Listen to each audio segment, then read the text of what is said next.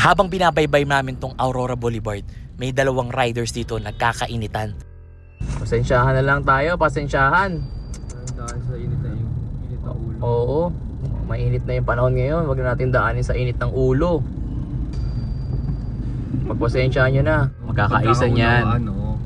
Ayan, mahinahon na sila. Mahinahon lang sila. Nagkabanggaan sila pero magkakaayos din. Ayan o, humihinahon na sila o. Ayan o. Yun! Sabi sa'yo eh. Dahil dyan, bigyan natin ng jersey. Bigyan na ng parak jersey yan. Bigyan mo parak jersey. Bigyan mo. Oh.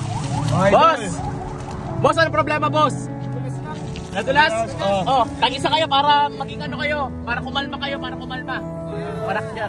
Oh, mag-ingat, boss. Okay na kayo, okay na. Okay na. Nagkapati sila.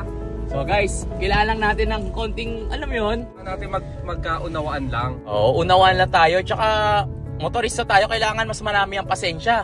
Kasi napaka ano ng panahon ngayon. Kasi pag dinaan mo sa init ng ulo, ayun o, nagbabay.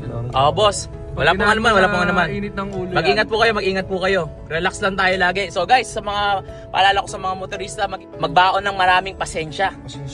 Pasensyoso tayo kasi unang-una napakainit na. At syempre ngayon, hindi natin alam yung mga pwede nating makasalamuha. So, ride safe po sa mga riders. God bless from Joe Motovlog.